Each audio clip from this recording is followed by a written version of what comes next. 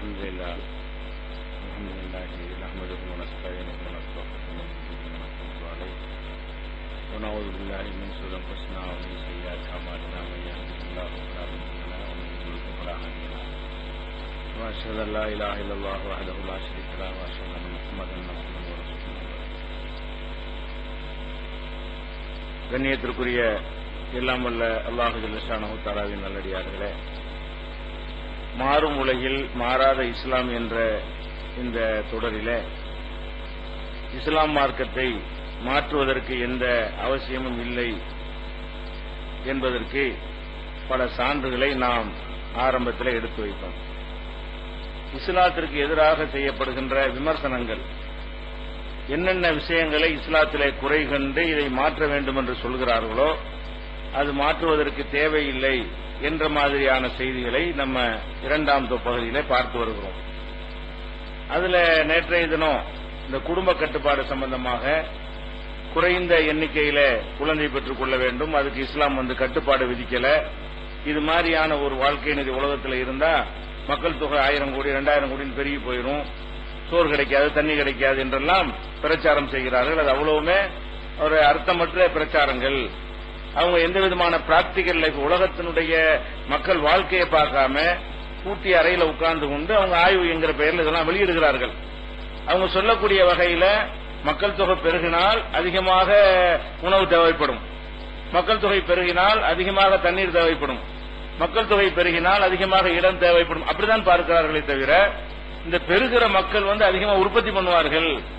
அதிக மக்கள் இருக்கும் பொழுது மனிதனுக்கு ஒரு நிர்பந்தம் ஏற்பட்டு அவனுடைய சிந்தனை தூண்டப்படும், அதன் மூலமாக பெரிய ஒரு முன்னேற்றம் ஏற்படும் என்கிற இந்த கோணத்தை மைனஸ் பண்ணணும். எதனால இந்த கோளாறு வருது? அதிகமா போனா அதிகமா செலவாகும் மட்டும் பாக்குறாங்க. ஒரு குடும்பத்துல ஒரு 4 பிள்ளை இருக்குன்னு வைங்களேன், 4 பிள்ளைக்கு நிறைய செலவாகும்னு சொல்றாங்க. சரி, ஒரு கட்டத்துக்கு செலவாகும். இப்ப 4 பேர் சம்பாதிக்க ஆரம்பிப்பானப்ப கொஞ்ச நாளைக்கு ஒரு 20 வருஷம் வரைக்கும் என்ன செய்யும், கொஞ்சம் கூட செலவாகும். அப்புறம் 20 வயசுக்கு பிறகு ஒரு 4 பசங்களை சம்பாதிச்சாங்கன்னு வைங்க, 4 பேர் 4 லட்சம் ரூபாய் சம்பாதிச்சாங்கன்னா வருமானம் பல மடங்கு பெருகுமா இல்லையா? அது நினைக்கிறது இல்ல. செலவாகும் இந்த ஒன் சைடு மட்டும் அவங்க பாக்குறாங்களே தவிர இன்னொரு சைடை பார்க்காத காரணத்தினால்தான், அறகுறை ஆய்வின் காரணத்தினால்தான் இந்த விமர்சனம் செய்கிறார்கள். பொதுவா நீங்க பார்க்கணும், மக்கள் தொகை பெருகலன்னா இன்னைக்கு நம்ம வாழ்ந்து கொண்டிருக்கிற இந்த வாழ்க்கை வாழ முடியாது. இவ்வளவு வசதிகள் நமக்கு நிச்சயமா கிடைக்காது.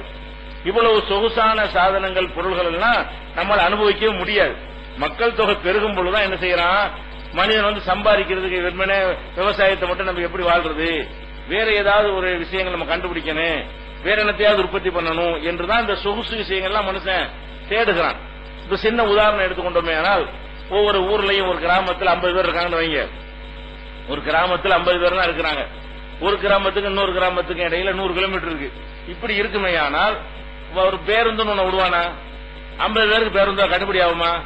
இந்த ஊர்ல 50 பேர் இருப்பான், ஒருத்தன் ஏறமா இல்லாட்டி ஏற மாட்டான். அப்புறமேல் 100 கிலோமீட்டருக்கு அப்புறம் இன்னொரு ஊர் வரும், மக்கள் தொகை கம்மியா இருந்தா அதுல இருந்து ஒருத்தன் ஏறினாலும் ஏறும், ஏறாட்டாலும் இல்ல. அப்ப இங்க இருந்து ஒரு பஸ் விட்டான்னு சொன்னா ஒரு ஆள் ஏத்துறதுக்கு என்ன செய்யணும், ஒரு 5000 ரூபாய் டிக்கெட் போடணும். அப்பதான் என்ன செய்யும், சின்ன மதுரைக்கு போறான்னா ஒரு 5000 ரூபாய் டிக்கெட் போட்டு கட்டுப்படி ஆகும். ஏன் 5 ஊர் 10 ஊர் தான் இருக்கும், அந்த 5 ஊர்லயும் 10 ஊர்லயும் ஒருத்தன் 2 பேர் தான் ஏறுவான். அவ்வளவு பேரையும் அதெல்லாம் டிவைட் பண்ணி காசு வாங்கணும். அப்ப இது கண்டுபிடிக்க மாட்டான், இந்த வாகனத்தை மனுஷன் கண்டுபிடிக்க மாட்டான். இங்கே பக்கத்துல ஊர் அதிகமான மக்கள், இடம் கிடைக்கல. இப்ப எப்படி நிலைமை இருக்கு, டிக்கெட் கிடைக்க மாட்டேங்குது, ட்ரெயின்லயும் டிக்கெட் இல்ல, பஸ்லயும் டிக்கெட் இல்ல. இப்படி நிறைய வர என்ன செய்யறான்னு கேட்டா, மெட்ரோ ரயிலுங்கிறான், அந்த ரயிலுங்கிறான், என்னன்னு உண்டாக்குறான். எதுக்காக உண்டாக்குறான்? ஆட்டோங்கிற காருங்கிறான், மெட்ரோங்கிறான், புதுசா உண்டாக்குறான். எதுக்கு? மக்கள் தொகை பெருக பெருகதான் கமர்ஷியலா லாபம் கிடைக்கும். அப்ப நம்ம எவ்வளவு முதலீடு பண்ணாலும் நம்ம சம்பாதிக்கலாம் நினைக்கும் பொழுது சொகுசு பேருந்து வாழ்வோ அது இதுன்னு என்ன செய்யறான், டபுள் டக்கர் என்னது இறக்கிக்கிட்டே இருக்கிறான், புதுசா கண்டுபிடிச்சிட்டே இருக்கிறான். அப்ப இது இல்லாம இருந்துச்சுன்னு சொன்னா என்னவாயிரும், ஒண்ணுமே பண்ண மாட்டோம். இப்ப நம்ம இந்த சென்னையில ஒரு 10,000 பேர் தான் இருக்காங்கன்னு வச்சுக்கிறோமே. அப்படி இருந்தா முஸ்லீம்கள் ஒரு 1000 பேர் கூட இருக்க மாட்டாங்க. அதுல தௌஹீத்வாதிகள் 100 பேர் இருப்பாங்க. அப்படி வச்சுட்டோம்னா நம்ம மொத்தமே 100 பேர் தான் அந்த மைக்கெல்லாம் தேவையா? ஒரு கூட்டம் போடுறோம், 100 பேர் உட்கார்ந்துருக்க போறாங்க, மைக்கெல்லாம் பேசிட்டு போயிருவோம். இந்த மைக்கு இதெல்லாம் எதுக்கு தேவைப்படுது? கூட்டம் ஜாஸ்தியா வருது, இங்க உள்ள சத்தம் அவ்வளவு தூரத்துக்கு போவாதுங்கும் போது அப்ப கண்டுபிடிக்கணும். நம்முடைய சத்தத்தை அதிகமான பேருக்கு கொண்டு போறதா இருந்தால் அதுக்கு ஏதாவது ஐடியா இருக்குதான்னு என்ன செய்யலாம், மனுஷன் தேடுறான். அப்ப தேடும்போது என்ன ஆகுது, அதை தேடி தயாரிச்சா விற்க முடியுமான்னு பாக்குறான். இப்படி எல்லா ஊர்லயும் மக்கள் அதிகமா இருக்கணும். அப்ப நம்ம மட்டும் தயாரிச்சு மெனக்கட்டு அதுக்காக மூளை செலவழிச்சு 5 வருஷம் 10 வருஷம் ஆராய்ச்சி பண்ணி இதை கண்டுபிடிச்சிட்டான்னு வைங்க, அப்புறமே நினைச்சா மார்க்கெட் பண்ண முடியுமான்னு பார்ப்பான். மார்க்கெட் பண்ணி சம்பாதிக்க முடியலன்னா இதுல ஏன் ஈடுபடுறான் இருக்கனா? அவன் லைஃபையே 10 வருஷத்தை ஆய்வு செஞ்சு கண்டுபிடிக்கிறான். என்ன செய்யுது? மக்கள் தொகை எல்லா பக்கமும் இது மாதிரி வாங்குவாங்க, நிறைய விற்கும், நிறைய சம்பாதிக்கலாம் இப்படின்னு சொல்லி கம்ப்யூட்டர்ல இருந்து டிவில இருந்து எல்லாம் கண்டுபிடிச்ச காரணம் என்ன? இதுதான். மக்கள் தொகை கம்மியா இருந்தா இதுல எல்லாம் கண்டுபிடிக்கவே மாட்டான், கண்டுபிடிச்சா விற்கவே முடியாது. எங்க விற்பான்? மக்கள் தானே சந்தை, மக்கள் தானே வாங்குறவங்களா இருக்கிறாங்க. நம்ம நுகர்வோர்கள் இருக்கிற காரணத்தினாலதான் என்ன செய்யறான் மனுஷன் ஒன்னொன்னையா பல விதமா கடல் நீரை குடிநீர். கடல் நீர்ல விவசாயம் பண்ண போறாங்க, அதுக்கு ஆராய்ச்சி நடந்து கொண்டிருக்கு. கடல் நீர்ல கடல்ல விவசாயம் மிதக்கும், கடல் தண்ணியில என்ன செய்யும்? பயிர்கள்லாம் மிதக்கும், படகுல போய் அறுத்துட்டு வந்துடலாம். அந்த மாதிரி எல்லாம் ஐடியா பண்ணி என்ன செய்யறாங்க சோதனையில. நிலத்துல ஏண்டா பண்ண, நிலத்தை பூரா மனுஷன் குடியேறினா கூட கடல்ல விவசாயம் பண்ணலாங்கிற அளவுக்கு மனுஷன் அப்படி ஆராய்ச்சி போய்கிட்டே இருக்குது. அப்ப எல்லாமே இதான் காரணம். மனிதன் பெருக பெருக இன்னும் புதுசு புதுசா என்னெல்லாம் வரும். நம்ம தாத்தாமார்கள் அனுபவிக்காத பல விஷயங்கள் நம்ம அனுபவிக்கிறோம் இல்லையா? நம்ம பேரமார்வ என்ன செய்வாங்க, என்ன வாழ்க்கை வாழ்ந்துருக்காங்க, என்ன சோசி அவங்க பார்க்க போறாங்க. நம்ம ஒண்ணு அனுபவிக்காத ஆள் மாதிரி என்ன செய்ய போறான், இன்னொரு 100 வருஷத்துக்கு பின்னாடி வரக்கூடியவன் என்னென்னத்தை கண்டுபிடிக்க போறாங்களோ, எப்படி எப்படி நிறைய பண்ண போறானோ அந்த மாதிரிலாம் வந்துடும். உட்காந்து எழுதிட்டு இருக்கு, நினைச்சவன எழுதிடும், அதான் எழுதிடும், அப்படி கண்டுபிடிப்பான். ஒரு கடிதம் உட்காந்து எழுத தேவையில்லை, நினைச்சவன அது பாட்டுக்கு என்ன செய்யும், அதான் எழுதிடுற மாதிரி கண்டுபிடிப்பான். இப்படி எல்லாம் இத்தனை விஷயங்கள் அட்வான்ஸா போய்கிட்டே இருக்கும். அப்ப இதெல்லாம் எதனால உண்டாவது? மனிதனுக்கு அதிகமாக வரும் பொழுது அதிகமானவருக்கு அதிகமான தேவைகள் இருக்கும், அதிகமான முறையில் என்ன செய்யும் வசதிகள் பெருகும், அதிகமான முறையில் ஆராய்ச்சிகள் பெருகும். சந்திரனுக்கு போறது கூட எதுக்கு யோசனை பண்றான்? ஒருவேளை பூமியில் இடம் இல்லாட்டி அங்க போய் வாழ முடியுமான்னு யோசிக்கிறதுனால சந்திரனுக்கு போறான். அது முடியாதுன்னு வந்தா கூட நீ செவ்வாய்க்கு போலாமா, அங்க போலாமா, அங்க போலாமா, பூமிக்கு நிகரா வேற எங்கேயாவது இப்ப ரிசர்வ் எல்லாம் பண்றாங்க, கிறுக்குத்தனமா பண்றாங்க. அங்க குடியேறணுமா, பிளாட் வேணுமா உங்களுக்கு, இங்க புக் பண்ணிக்கிறங்க எங்கிற மாதிரி எல்லாம் செய்யறாங்க. கோமாளித்தனமா பணக்காரன் வாங்குறாங்க. இருந்தாலும் நாளைக்கு எங்கேயாவது ஒரு கோள்ல ஒரு சாத்தியம் இருக்கான்னு தேடுறது காரணம் என்ன? இந்த ஆராய்ச்சி பண்றது காரணம் என்ன? இதுதான் காரணம். அப்படி இப்படி எல்லா விஷயமான முன்னேற்றங்களும் இதனால இருக்கு. இதை விளங்காம பண்றாங்க. அது போக இந்த பிறக்கக்கூடியவர்கள் இவன் விரும்பின வயிறோட பிறக்கிறதா மட்டும் நினைக்கிறான். வயிறோட மட்டும் பிள்ளைகள் பிறக்கிறது இல்ல, 2 கையோட பிறக்கிறாங்க, 2 காலோட பிறக்கிறாங்க. 1000 பேருடைய பிரச்சனைக்கு சால்வ் பண்ணக்கூடிய மூளையோட பிறக்கிறான். ஒருத்தர் ஒரு ஜனத்தொகை ஒருத்தன் 100 பேர் பிறக்கிறான். அதுல ஒருத்தன் என்னவா இருப்பான்னு கேட்டா 1,00,000 பேருடைய பிரச்சனைக்கு தீர்வு சொல்றவனா இருப்பான். அப்படியான ஒருத்தன் ஒரு பெரிய கண்டுபிடிப்பை தந்துட்டான்னு சொன்னா அது லாஸ் தானே மக்களுக்கு. அப்ப இப்படி விளங்காம என்ன செய்யறாங்க, மக்கள் தொகை பெருக்கம் போய் ரொம்ப தப்பா சிந்திக்கிறார்கள். இப்ப உதாரணத்துக்கு சொல்வதாக இருந்தால் இந்த சீனாவை எடுத்துக்கிறங்க. சீனா தான் உலகத்தில் என்ன இருக்கு, அதிகமான மக்கள் தொகை உள்ள நாடு. ஃபர்ஸ்ட் சீனா, 2வது இந்தியா இருக்கிறது. அப்ப உலகில 3ல் ஒரு பகுதி மக்கள் சீனாவில் இருக்கிறாங்க, சீனாவில் இந்தியாவிலையும். அப்ப அந்த மாதிரியான அளவுக்கு 140 கோடி மக்கள் அந்த சீனாவில் இருக்கிறார்கள் என்ற ஒண்ணு அவன் என்ன செய்யறான், அவன் இப்ப ரொம்ப கெடுபிடிகளை கொண்டு வரான். சீனாவுல மக்கள் தொகையை குறைச்சாதான் வழி. ஆனா அவன் தப்பா வழங்குறான். இவ்வளவு மக்கள் தொகை இருந்து பொருளாதாரத்தில் வல்லரசா தான் இருக்கிறது. இவனும் 14 சாவல. இப்ப இருக்கிறது 140 கோடி என்பது இந்தியாவை விட அதிகம், உலகத்தில் உள்ள பல நாடுகளை விட அதிகமாக இருக்கிறது. ஒரு 50-60 நாடுகளுடைய ஜனத்தொகை சீனாவில் மட்டும் இருக்கிறது. அவ்வளவு பெரிய நாடாக வந்த பிறகும் கூட அவனுக்கு எந்த விதமான தட்டுப்பாடு பஞ்சம்லாம் வரல. இவங்கள அரசாங்கத்தில் என்ன செய்யறான்னு கேட்டா, இந்த நம்பரை தாண்ட விடக்கூடாது, இப்ப இருக்கிற நம்பர் அதிகரிக்க கூடாது என்பதற்காக என்ன செய்யறான்னு கேட்டா, அதிகரிக்கவும் கூட குறைக்கவும் செய்யணும் என்பதற்காக ஒரு சட்டம் கொண்டு வந்திருக்கிறாங்க. என்ன சட்டம்? ஒருத்தன் ஒரு புள்ளதான் பெறணும். ஒருத்தன்னா 2 பேர், ஒரு ஆம்பளை மட்டும் புள்ள பெற முடியும், ஒரு ஆம்பளை பொம்பளை சேர்ந்து. அப்ப 2 பேரும் சேர்ந்து ஒரு தம்பதிகள் எத்தனை புள்ள பெறணும்? 1 பெறணும் அப்படின்னு சொன்னா என்னவாயிரும், 100 பேர் 50 பிள்ளை தான் பெறுவான். 100 பேர் ஒரு ஆணும் பெண்ணும் சேர்ந்தாங்கன்னா 50 தான் ஜெனரேஷன், 50 குறைஞ்சு போயிடும். இப்படியே நம்ம செஞ்சுட்டு வந்தோம்னு சொன்னா மக்கள் தொகையை ஒரு 60-70 கோடி கொண்டு வந்துடலாம். கொண்டு வந்தா இன்னும் வளமா இருக்கலாம். அவன் தப்பா நினைக்கிறான். இன்னைக்கு சீனா வளமா இருக்கிற காரணமே இந்த மக்கள்னாலதான், மக்கள் வளத்தினாலதான். அதனால இந்த பொருளாதார வல்லரசா இருக்கிறான். அமெரிக்கா பார்த்து பயப்படுற அளவுக்கு இருக்கிறான். இந்த நம்பர்னாலதான் நம்ம சீனா வல்லரசுன்னு பேசிக்கிட்டு இருக்கிறோம் என்பது கூட விளங்காம இதை குறைக்கணும், இது தாண்ட விடக்கூடாது, குறைக்கணும் என்பதற்காக இந்த சட்டம் போட்டிருக்கான். ஒரு தம்பதிக்கு ஒரு பிள்ளைக்கு மேல பெறக்கூடாது ஒண்ணு. அப்படி 2வது பிள்ளை பெறுவதாக இருந்தால் அவங்களுக்கு இந்தியாவுடைய ரூபாய் கணக்குப்படி பாத்தீங்கன்னா ஒரு 6 லட்சம் ரூபாய் ஃபைன் கட்டி தான் பெறணும். ஒரு பிள்ளைக்கு பிறகு 2வது பிள்ளை பிறகு என்ன செய்யணும், 6 லட்சம் ரூபாய் இந்திய ரூபாய் அளவுக்கு மதிப்புக்கு என்ன செய்யணும், அரசாங்கத்துக்கு பணம் கட்டணும். நாங்க 2வது பிள்ளை பெற போறோம், அதுக்கு பர்மிஷன் கொடுக்கணும். எவ்வளவு ரூபாய் கொடுக்கணும்? 6 லட்சம் ரூபாய். எல்லாருக்கும் முடியுமா? இது சாத்தியப்படாது. புள்ள வேணும் தான், அவசியம் வேணும் தான் நினைக்கக்கூடியவர்கள் அவங்க 6 லட்சம் ரூபாங்கிறது ஒரு 5 வருஷம் 6 வருஷம் சம்பாத்தியம். ஒரு மனிதன் சம்பளத்துக்கு இருந்தான்னு சொன்னா 5 வருஷம் 6 வருஷம் உழைச்சாதான் அந்த 6 லட்சம் ரூபாய் 5 லட்சம் ரூபாய் கிடைக்க முடியும். அவர் திங்கணும், அது வரை சாப்பிடணும், தேவைகள்லாம் இருக்குது. அதெல்லாம் வச்சு பார்த்தீங்கன்னா ஒரு 20 வருஷம் உழைச்சி கிடைக்கக்கூடிய ஒரு தொகையை அவன் என்ன செய்யறான், ஒரு புள்ள வேணும்னா நீ என்ன செய்ய அரசாங்கத்துக்கு இதை கட்டுன்னு சொல்றான். அப்ப இதனால என்ன செய்யறாங்கன்னா, புள்ள தப்பி தவறி ஒரு கருவடிச்சுட்டாங்கன்னு வைங்க, கர்ப்பமாயிட்டாங்கன்னு வைங்க, ஒன்றைக்கு எத்தனை மாசம் 7 மாசமா இருந்தாலும் 8 மாசமா இருந்தாலும் சரி, ஆளை தூக்கிட்டு போய் என்ன செய்வாங்க, ஊசி போட்டு வயிற்றுல வச்சு சாவடிச்சு அடுத்த வெளியே எடுத்துருவாங்க. கலைக்க முடியாதுல 8 மாசம் குழந்தைகள்லாம். இந்த மாதிரியான ஒரு கொடூரமான ஒரு சட்டங்கள் எல்லாம் எதுக்கு, நாங்க மக்கள் தொகையை குறைக்க போறோம் என்கிற மாதிரி. இது யூடியூப்ல எல்லாம் படம் எடுத்து போட்டு இணையதளத்துல நார் அடிச்சு விட்டாங்க. இதுல சைனாவை 8 மாச கர்ப்பிணி இழுத்துக்கிட்டு போய் வேன்ல ஏத்துறதையும், அது ஊசி போடுறதையும், அறுத்து எடுக்கிறதையும் எல்லாத்தையுமே ரகசிய கேமராக்கள் மூலமா எடுத்து இணையதளங்கள்ல ஏற்றி உலகமே என்ன செய்யுது, இப்படியான காட்டு மிராண்டியா இருப்பீங்க என்ற அளவுக்கு என்ன செய்யறது இருக்கிறது.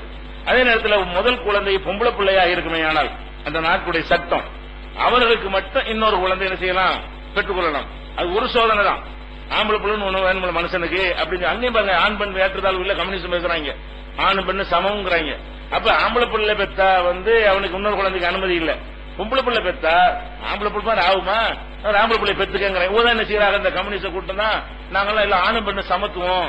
ரசூல் ஸல்லல்லாஹு அலைஹி வஸல்லம் காலத்துல அந்த மாதிரி பொம்பளை கொண்டாங்க. அல்லாஹ் இஸ்லாம் என்ன செஞ்சு, ஒய்தல் மவ்ஊதத்து சுயிலத் பிஐதம்பின் குத்திலத், உயிரோடு கொல்லப்பட்ட அந்த சிறுமிகளை நான் விசாரிப்பேன், எதுக்காக கொண்டாங்கன்னு கேள்வி கேட்பேன் அல்லாஹ் சொல்லி தண்டனை கொடுத்து அந்த மக்களை, சிசுக்குலை பெண்களை கொலை செய்வது அல்லாஹ் காப்பாற்றணும். நம்ம அவ்வளவு முற்போக்கா இருக்கிறோம். இவங்க உலகத்துக்குலாம் முற்போக்குவாதம் பேசக்கூடியவன் என்ன செய்யறான், ஒரு குழந்தை தான் பெறணுமா, அந்த ஒரு குழந்தை ஆம்பளை பிள்ளையா இருந்தா ஓகேயா, பொம்பளை பிள்ளையா இருந்தால் அவனுக்கு இன்னொரு சான்ஸ் தருவாங்க. இன்னொன்னு பொம்பளையா போனா 3வது சான்ஸ் கிடையாது, ஒரு சான்ஸ் தந்து பாப்பாங்க ஆம்பளை பிள்ளைக்கான்னு. அப்ப என்ன பண்றாங்க, இப்ப ஆம்பளை பிள்ளையா பொம்பளை பிள்ளையான்னு ஸ்கேன் பண்ணி பார்த்து, என்ன சட்டம் போட்டாலும் ஸ்கேன் பண்ணி பார்த்துடலாம், வயிற்றுல வச்சு காலி பண்ணிடுவாங்க. பொம்பளை பிள்ளை என்ன செஞ்சாங்க, சீனாவில் அழிச்சு விடுகிறார்கள். அப்ப கிட்டத்தட்ட 80 லட்சம் சிசுக்கள் கொல்லப்பட்டிருக்கிறாங்க இந்த மாதிரி கருவுல வைத்த. இந்த மாதிரியான புள்ளி விவரங்கள்லாம் சீனாவுல இருக்கிறது. அப்ப இது மாதிரியான தவறாக குழந்தை பெற்று விட்டால் கூட என்ன செய்வாங்க, விபச்சாரத்துல குழந்தை பெற்றால் எப்படி பயப்படுவாங்க, அந்த மாதிரி கற்பமாயிட்டான்னு வைங்க, அவ்வளவுதான் ஒளிஞ்சு வாழ்வது.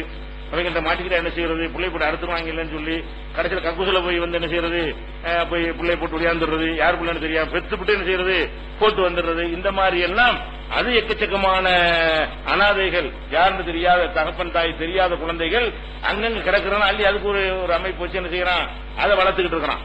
அதை எவனை தத்தெடுக்க அவனுக்கு தண்டனை, தத்தெல்லாம் எடுக்கக்கூடாது.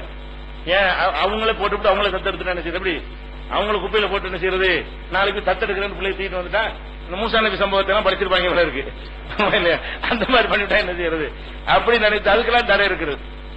அப்ப இவங்க என்ன எப்படி திங்க் பண்றாங்க, மக்கள் தொகை பெருக்கத்தினாலதான் இன்னைக்கு நம்ம வல்லரசா இருக்கிறோம் என்பதை மறந்துட்டு இவன் 70 கோடிக்கு மக்களை குறைச்சாண்டு வைங்க, குறைச்சா என்னவாக வல்லரசாவில் இருக்க மாட்டான். இன்னும் சொல்ல போனா ஒருத்த இந்த விஞ்ஞான நவீன புள்ளிவிவர கணக்கு பிரகாரம் இதே அளவுக்கு மக்கள் நிக்க வேண்டும் என்று சொன்னா உலகத்துல இதே அளவு மெயின்டைன் பண்ணணும், 100 கோடியில மெயின்டைன் பண்ணணும் அப்படின்னு நம்ம நினைத்தோமையானால் இப்ப உள்ள கணக்கு என்ன செய்யறான்னா 2.2 அந்த அளவு 2.2 கணக்குல பிள்ளைகள் பிறக்க வேண்டும். அதாவது ஒரு தம்பதிக்கு 2 பிள்ளை பெற்றா கூட இதே அளவுக்கு மக்கள் என்ன செய்ய மாட்டாங்க, இருக்க மாட்டாங்க. ஒரு தம்பதி இருக்குன்னா 2 பேர் 2 பிள்ளைய பெற்றாண்டு வைங்க, அப்படி இருந்தா கூட என்ன செய்யாது, இறந்து போறது பத்தெல்லாம் கணக்கு இருக்கா இல்லையா, அதெல்லாம் கணக்குல கொண்டு என்ன செய்யறாங்கன்னா 2.2 பிள்ளை பெறணுமா. 0.2 எப்படி பெறணும்னு கேட்டக்கூடாது, ஒரு ஆள் 2 பிள்ளை தான் பெறணும், 5ல ஒருத்தன் 3 பிள்ளை பெறணும். 4 பேர் 2 பிள்ளை பெற்றான்னு சொன்னா என்ன செய்யணும், 5வது ஆள் என்ன செய்ய, ஒவ்வொரு 5 பேர்ல ஒரு தம்பதி 3 பிள்ளை பெறணும், அதான் 2.2ங்கிறது. இந்த கணக்குப்படி குழந்தை பெற்றால் தான் என்ன செய்வேன், மக்கள் தொகை பேலன்ஸா இருக்கும். அதை விட குறைஞ்சி 2% பெற்றால், 1% பெற்றால் 1.5% இருந்தால் அது 2 பேர் சேர்ந்து ஒரு பிள்ளை, 2 பேருக்கு 1 பிள்ளை, 2 பேருக்கு 1 பிள்ளை, 4 பேருக்கு 3 பிள்ளை அர்த்தம். அப்படி அந்த மாதிரியான ஒரு அடிப்படையில குழந்தைகளுடைய கணக்கு குறையுமையானால் அப்ப தாறுமாறா என்ன செஞ்சு அந்த நாடு சீரழிஞ்சு போயிடும். எப்படி சீரழிஞ்சு போயிடும், அங்க முதியோர்கள் எண்ணிக்கை அதிகமாகி போயிடும், இளைஞர்கள் எண்ணிக்கை என்னவாயிரும், குறைந்து போயிடும். அது ஒரு 4 பிள்ளை இருந்தாலும் 4 இளைஞன் இருப்பானா இல்லையா, 4 இளைஞனுக்கு 2 முதியோர் இருப்பாங்க, ஒரு தாய் தகப்பனாரு 4 பிள்ளை. அப்ப கணக்கு எடுத்து பார்த்தா என்ன செய்யும், 4 இளைஞர் கூட்டம் 4 இருக்கு, அவங்க முதியோர் கூட்டம் எத்தனை இருக்கு, 2 இருக்கும். அதே நேரத்தில் ஒரு பிள்ளை பெற்றாங்கன்னு சொன்னா 100-200 முதியோர் இருக்காங்க, ஆம்பளை பொம்பளை இருக்காங்கன்னு வைங்க, அவ 100 தான் இருப்பான் இளைஞன். இளைஞனோட யார் கூட முதியவர் கூலி விடுவாங்க. இப்படியே குறைஞ்சிக்கிட்டே வந்து என்ன ஆயிரும் சொன்னா, உழைக்காமல் ஓய்வுல இருக்கக்கூடியவங்க முதியவர்கள், உழைக்கிறவன் வந்து இளைஞர்கள் உழைக்கிறவன் குறைஞ்சிட்டா நாடு முன்னேறுமா? உழைக்கக்கூடியவர்கள் ஜாஸ்தியா இருந்தா தான் நாடு வளம் பெறும், நிறைய சம்பாதிப்போம், நிறைய உற்பத்தி பண்ணுவான், நிறைய கண்டுபிடிப்புகள் வரும், நிறைய வேலை வாய்ப்புகள் உண்டாக்க முடியும், எல்லா பணிகளும் நடக்கும். இப்ப என்ன ஆயிரும் கேட்டா, வேலைக்கு கேட்டோம்னா எங்க வீட்டு வேலைக்கு ஆள் இருக்கா, எங்க வீட்டுல 95 வயசுல ஒருத்தர் இருக்காரு, உங்க வீட்டுல இருக்கா, நான் 87 இருக்காருன்னு சொன்னா இவனை யாரு வேலைக்கு சேர்த்துக்குருவா? வேலைக்கு ஆள் தேடி போனா கூட ஒவ்வொரு வீட்டுல 85-90 வயசுக்காரனா இருப்பானே தவிர 25 வயசுக்காரனை கேட்டா இல்லையே ஒரே ஒருத்தர் இருந்தார், அவர் கூட்டிட்டு போயிட்டாங்க அவ்வளவுதான். அப்ப கம்பெனிகளுக்கு ஆளுக்கு வேலை கிடைக்காது. உழைக்கிறவன் அதிகமா இருந்து உழைக்காமல் இருக்கிறவன் கம்மியா இருக்கிறத முன்னேற்றத்துக்கு ஒரு அளவுகளா இருக்கும். இவங்க செய்யற வேலை எங்க போய் முடிச்சிடும் கேட்டா, உழைக்காதவர்கள் அதிகமா இருப்பாங்க. இன்னும் சொல்ல போனா ஒருத்தனை தாங்க முடியுமா? இப்ப வந்து தாய் தகப்பனையும் தாங்கி சில தாத்தா பாட்டி இருந்துட்டாங்கன்றவங்க, அவங்க ஒரு பிள்ளை தானே, 2-3 நாள்ல இருக்க மாட்டாங்களே. இவனுக்கு ஒரு தாய் தகப்பன் தான், அந்த ஒரு தாய் ஒருத்தனா பிள்ளை, அவங்களுடைய தாய் தகப்பன் இவங்க ஒருத்தனா பிள்ளையா இருப்பாங்க. அப்படின்னா யாருதான் சுமக்கணும்? இப்ப பாப்பாவுக்கும் சம்பாதிக்கணும், தாத்தாவுக்கும் சம்பாதிக்கணும், அம்மாவுக்கும் சம்பாதிக்கணும், பாட்டிக்கும் சம்பாதிக்கணும், இப்படி அனைவருக்கும் ஒருத்தன் சம்பாதிச்சு போடணும். ஒரே ஒரு பிள்ளை தான் இருக்கிறான்னா அவன் தான் என்ன செய்யணும்? அவன் பொண்டாட்டி பிள்ளைகளையும் காப்பாத்திக்கிறேன், தாய் தந்தையும் காப்பாத்தணும். ஒரு 4 பிள்ளை அது மாதிரி ஒரு 3 பிள்ளை 4 பிள்ளை இருந்தா ஷேர் பண்ணிக்கிறாங்களா இல்லையா? 4 பிள்ளை இருந்தாங்கன்னு சொன்னா அம்மாவுக்கு கொடுக்கறல, ஆளுக்கு 500 ரூபா கொடுக்கடா, நீ 500 ரூபா நீ 500 ரூபா கொடு அப்படின்னா அவனுக்கு சிரமம் இல்லாம போயிடும். பெற்றோரை சுமக்கிறது வந்து ஈஸியா போய்விடும். இல்லன்னா என்னவாயிரும்? பொருளாதார அனைத்து சேவைகளும் சமாளிக்கிற கஷ்டப்பட வேண்டிய நிலை ஏற்பட்டும். இன்னும் சொல்ல போனா ஒரு குழந்தையோட எந்த வீட்டுல இருக்கிறாங்களோ அந்த பிள்ளை வந்து நல்ல பிள்ளையா இருக்காது. குழந்தைகள்ட்ட என்ன செய்யும்? மனோதத்துவ ரீதியாகவே அது வந்து சண்டை பிடிக்கணும், கொடுக்கணும், வாங்கணும், அண்ணனுக்கு கொடு, தம்பி கொடு அப்படின்லாம் சொல்லி கொடுத்து வளர்த்தோம்னு சொன்னா சுயநலவாதிகளா இருக்காது. வீட்டுக்குள்ள என்ன செய்வாங்க? 2 பொருள் அண்ணனுக்கு கொடு, தம்பி கொடு, அக்கா கொடு, தம்பி கொடுன்னு அப்படி பாசத்தை ஊட்டுறமா இல்லையா? அப்படி சின்ன வயசுல பழகும்போது என்ன வந்து கேட்டா, இல்லாம நமக்குரிய நினைக்காது. அந்த பிள்ளை என்ன செய்யாது? நமக்கு தர்றது அண்ணனுக்கும் கொடுக்கணும், தம்பிக்கும் கொடுக்கணும், அப்படியே ஃப்ரெண்டுக்கு கொடுக்கணும், அப்படியே டெவலப் ஆகிட்டே போகும். அந்த மாதிரி குழந்தைகள் ஒன்னே ஒன்று இருந்துச்சு வாங்குறதுல அதுக்கு தான், சட்டை வாங்கினா அதுக்கு தான், விளையாட்டு சாமான் வாங்கினா அதுக்கு தான், அது யாருக்கும் கொடுக்கணுங்கிற அந்த கான்செப்ட் உள்ளத்துல ஏறாது. பிஞ்சு உள்ளத்துல ஏறினா தான் கரெக்டா இருக்கும். பிறகு பெரிய ஆளா போய் ஏற்ற முடியாது. சிறு வயசுல எப்படி அந்த ஒரு ஒத்த குழந்தையா இருக்குமே, ஆனால் அது மனநோயாளிகளாக வந்து யாருக்கும் எதுவும் கொடுக்காம அப்படி வந்து அந்த நாட்டில் சைனாவில் விவாகரத்து அதிகமாயிருச்சு. அந்த கிறுக்கனும் அதையும் செய்யறானுவ.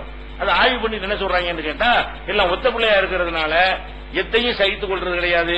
சின்ன பிள்ளை அண்ணன் தம்பி சண்டை போட்டு சகிச்சுக்கிறாங்கல்ல, அவன் அடிப்பான், இவன் அடிப்பான், ஒரு நாளைக்கு அண்ணன் அடிப்பான், அவன் தம்பி அடிப்பான், ஒரு நாளைக்கு அக்கா அடிக்கும், ஒரு நாளைக்கு தம்பி அடிக்கும். அப்படித்தாம அப்படி அப்படி சொல்லிச்சு ட்ரைனிங் கொடுத்து அடிச்சா பரவாயில்ல அப்படி ஆயிக்கிறாங்க. மன ரீதியா என்ன செய்வாங்க? சில பிரச்சனைகளை சகித்துக் கொள்வது, அண்ணன் தான் அடிச்சா விட்டு போ, தங்கச்சான் அடிச்சு விட்டுட்டு போ இப்படின்னு சொல்லி கொடுக்குறோமா. இதுகள்லாம் அவனை வந்து என்ன செய்யறதுன்னா, வாழ்க்கையில அடிபடும் பொழுது அதை சகித்துக் கொள்ளக்கூடிய ஒரு தன்மையெல்லாம் உண்டாக்குகிறது. அதெல்லாம் அடிபட்டு போயிரும். ஒத்தையா இருந்தான்னு சொன்னா இந்த மாதிரி உருவாகும். கணவன் மனைவி பஞ்சாயத்து வந்தவுடனே சின்ன சல்லி காசு பிராட்டால் தலாக்கு விவாகரத்து, நம்ம தலாக்குங்கிறோம்ல, அது விவாகரத்து வாங்க. இப்படி ஆணும் பெண்ணும் சேர்ந்து ஒத்து இவனு அப்படித்தான் இருப்பா, அவளு அப்படித்தான் இருப்பா. எப்படி குடும்பம் ஓடும்? ஒத்த பிள்ளையா வளர்ந்ததுனால குடும்ப வாழ்க்கை சீரழிஞ்சு விவாகரத்து அதிகமாகி போய் கொண்டிருக்கிறது சீனாவுல. காரணம் என்னன்னு கேட்டா, எல்லாம் ஒத்த குரங்கா வளர்ந்ததுதான். இந்த ஒத்த குரங்கா வளர்ந்ததெல்லாம் இப்படிதான் இருக்கு. இப்படியான எந்த விதமான மக்கள் தொடர்போ கொடுக்கிறதோ எடுக்கிறதோ பெருந்தன்மையோ சகிப்புத்தன்மையோ அதெல்லாம் ஒண்ணுமே இருக்காது. விட்டு கொடுக்கிறது எல்லாம் வரவே வராது. இதனாலதான் அதிக அளவில் விவாகரத்து நடக்குது. அவங்க தான் இந்த விவரத்தையும் சொல்றாங்க. இந்த விவரத்தையும் இவன் தான் சொல்லிக்கிறான். எதையும் சொல்றான்? இந்த மாதிரி பாதிக்கிற விஷயத்தையும் சொல்றான். இதெல்லாம் சிந்திச்சு பார்க்கக்கூடிய நேரத்தில் இது வந்து நம்ம ஒன்றுக்கு மேற்பட்ட குழந்தைகள் இருக்கிறது வந்து 2க்கு மேற்பட்ட குழந்தைகள் இருக்கிறது சாபம்லாம் கிடையாது, உலகத்துக்கு கேடெல்லாம் கிடையாது. அதுல கட்டாயம் பெற்றது அவனோட அவசியமும் கிடையாது.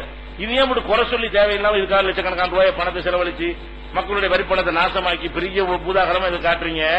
நடைமுறையில் அப்படிலாம் ஒண்ணு இல்லையே. கடந்த காலத்தோட எல்லாம் செழிப்பா தானே இருக்கிறது என்று சிந்தித்து பார்த்தோமே. ஆனால் இஸ்லாம் சொல்லக்கூடிய இந்த இதை வந்து என்ன செய்ய வேண்டியதில்லை, மாற்ற வேண்டிய இந்த ஒரு அவசியம் கிடையாது என்பதை என்ன செய்யலாம், விளங்கிக் கொள்ளலாம். இது ஒரு முக்கியமான விஷயம். இந்த குற்றச்சாட்டுக்கு இவ்வளவு போதும். இதுக்கு நேற்று சொன்ன விஷயங்களோடு இதையும் சேர்த்துக் கொண்டீர்களே. ஆனால் அப்ப இந்த குடும்பத்தை பெருக்குதல் என்று இஸ்லாம் அனுமதித்திருக்குது இல்லையா?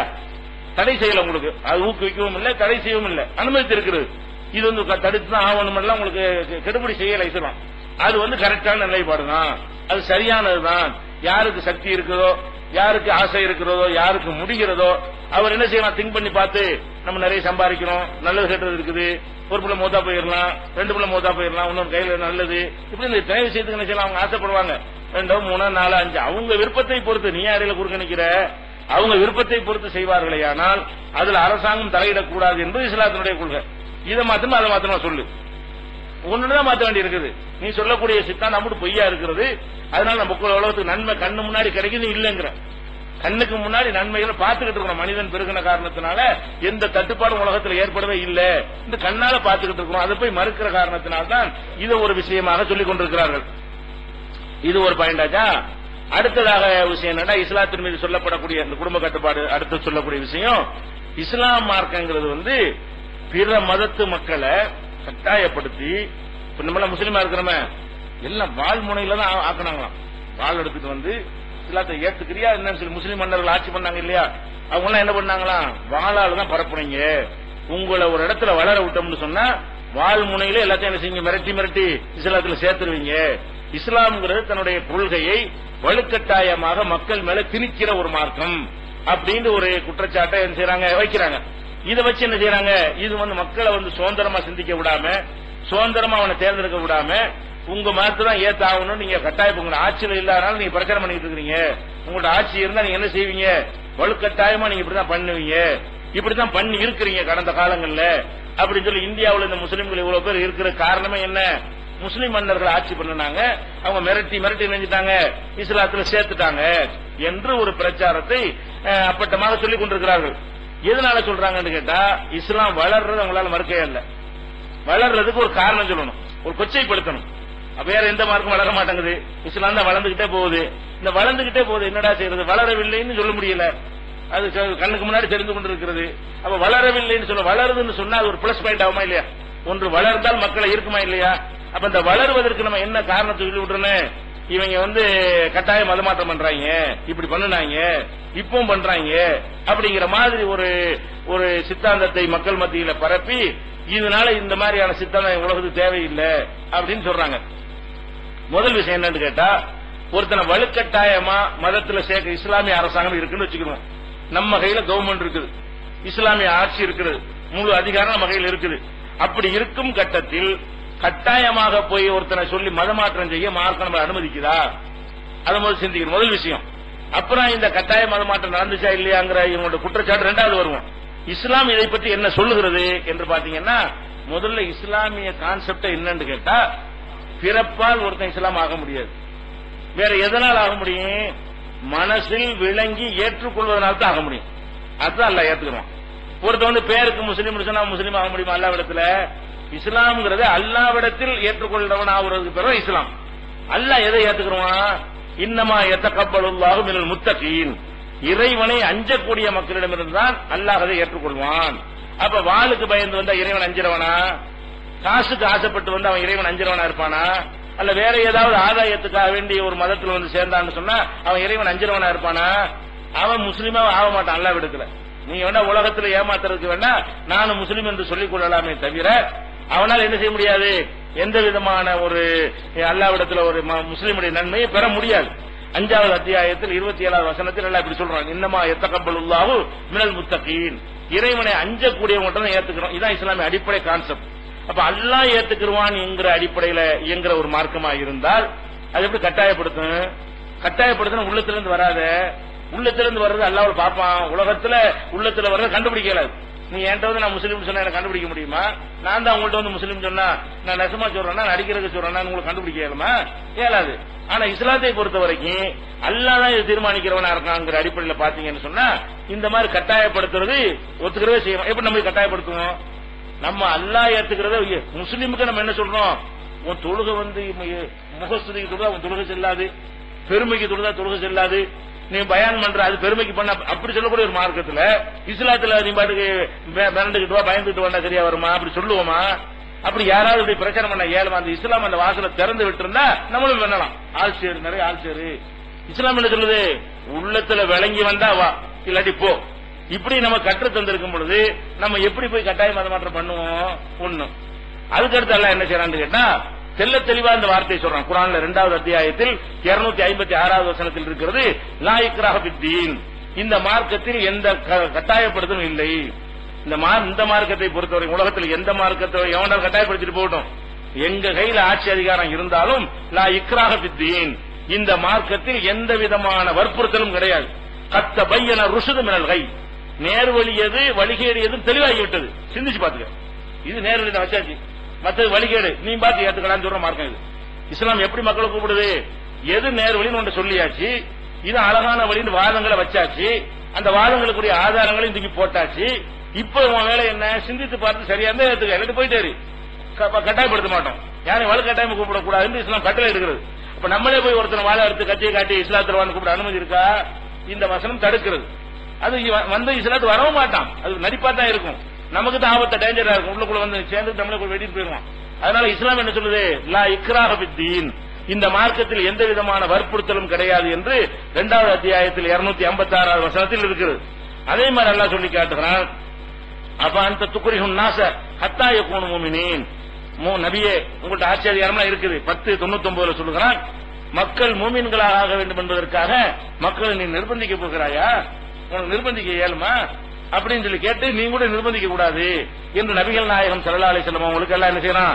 கட்டளை எடுக்கிறான். 9:6 அல்லாஹ் சொல்கிறான், ஒயின் அஹது மினல் முஷ்ரிக்கீன் அஸ்தஜாரக பாஜிரு. ஒரு இணை கற்பிக்கக்கூடிய ஒருத்தன் நம்ம நாட்டுக்கு ஓடி வந்து முஸ்லீம் நாட்டுக்கு வந்து எனக்கு கொஞ்சம் அடைக்கலம் தாங்கன்னு கேட்கறான். இவனுக்கு இது கட்டாயப்படுத்த நல்ல வாய்ப்பு, லட்டு மாதிரி வாய்ப்பு. ஏன் அந்த நாட்டில் கட்டி விட்டாங்க, வேற ஒரு நாட்டில் இருக்கிற ஒருத்தன் அங்க கொடுமையா இருக்கு, நம்ம நாட்டு ஒடியாந்துட்டான், இவனுக்கு திருப்பி அங்க போக இயலாது, நம்ம கண்ட்ரோல்லாம் இருக்கணும். இவனை வந்து என்ன செய்யலாம்? டே இங்க உனக்கு அடைக்கலம் தர்றாருன்னு இஸ்லாத்தை ஏத்துக்க அப்படின்னு சொல்லலாமா இல்லையா? அந்த நெருக்கடியில வரக்கூடியவன் ஏத்துக்கொள்ள செய்வானா இல்லையா? அவனை பற்றி இஸ்லாம் என்ன சொல்லுதுன்னு கேட்டா, ஒயின் அஹது மினல் முஷ்ரிக்கீன் அஸ்தஜாரக, முஷ்ரிக்ல இணை கற்பிக்கக்கூடிய ஒருத்தன் உங்கள்கிட்ட அடைக்கலம் தேடி வந்தால், அடைக்கலம் தேடி வந்தால் சொன்னால வேற நாட்டில் இருக்கான்னு அர்த்தம். அடைக்கலம் தேடி வந்தால் அஜிருஹு, அவருக்கு நீங்கள் அடைக்கலம் கொடுங்கள். ஹத்தா யஸ்மா கலாம் அல்லாஹ், அல்லாஹ்வுடைய கலாமை, அல்லாஹ்வுடைய வார்த்தைகளை அவன் கேட்பதற்கு உரிய காலம் வரைக்கும் அவனுக்கு என்ன செய்ய? அவனுக்கு அந்த அடைக்கலம் கொடுத்து விட்டு சும்மா அப்லிகு மஅமனஹு, அவனுக்கு எது பாதுகாப்பான பகுதி அங்கே நீங்கள் அனுப்பி வைத்து விடுங்கள். வந்தவன அடைக்கலம் கொடுத்து, இந்த எங்க மார்க்கம் இதுதான், குர்ஆன்லாம் கேட்டுக்க, நீ முடிவு எடுத்துக்க, உனக்கு எங்க விடணும்னு சொல்லு, எந்த நாட்டுக்கு போற, இந்த அவன் அனுப்பி விட்டுங்கன்னு சொல்லு. இத கட்டாயம் வர மாட்டோம். எவ்வளவு அந்த கட்டாயம் அதை சொல்லுவோம், யார் வந்தாலும் நாங்க சொல்லத்தான் செய்வோம். நீ இருக்கிற தப்புப்பா, தவறான கொள்கையில் இருக்கிற, இதான் சரி, மூளைக்கு ஏத்துக்கிட்டு வந்தா வா, இல்லன்னா போய்கிட்டே சொல்லாமல இருக்க மாட்டோம். இது சரியான மார்க்கம் சொல்லுவோம், ஆனா கட்டாயப்படுத்தி கூப்பிட மாட்டோம் என்று 9:6 என்ன செய்யறான்? சொல்லி காட்டுகிறான். அதே மாதிரி லக்கும் தீனுக்கும் வலிய தீன், நிராகரிக்கிற மக்களை கூப்பிட்டு சொல்ல சொல்றான், உங்கள் மார்க்கம் உங்களுக்கு, என் மார்க்கம் எனக்கு. லக்கும் தீனுக்கும், உங்க மார்க்கம் உங்களுக்கு, ஒலிய தீன், என் மார்க்கம் எனக்கு என்று சொல்வீராக. மக்கள்கிட்ட போய் நம்ம என்ன சொல்லணும்? உங்க மார்க்கம் உங்களுக்கு வச்சுட்டு போங்க, எங்க மார்க்கம் எங்களுக்கு, நாங்க இதுலதான் இருப்போம், நீங்க அதுல இருந்தா இருந்துட்டு போங்க, நாங்க யாரும் கட்டாயப்படுத்த மாட்டோம் என்று நபி அல்லாஹ் சொல்லுறான். நபிகள் நாயகம் ஸல்லல்லாஹு அலைஹி வஸல்லம் அவங்களுடைய காலத்தில் கூட யூதர்கிட்ட ஒரு அடமானம் வைத்து, அவங்களுடைய கவசத்தை அடமானம் வைத்து நினைஞ்சாங்க, கோதுமை வாங்கினாங்கன்னு வருது. அவர் கட்டாயப்படுத்தினாங்களா? அவர் அடமானம் பிடிக்கக்கூடியவராகவும் ரசூல் அடமானம் வைக்கக்கூடியவராக இருந்தா எந்த நிலையில் அவங்க இருந்திருப்பாங்க?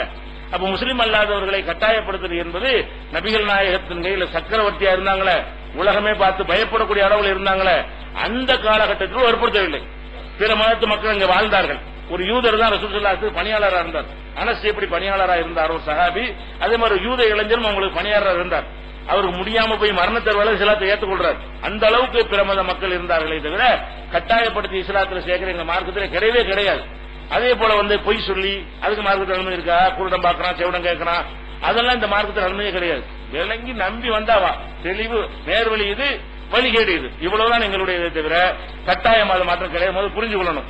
அடுத்ததாக வந்து நம்ம நாட்டில் அப்படி கட்டாயம் அது மாற்றம் பண்ணினாங்களா?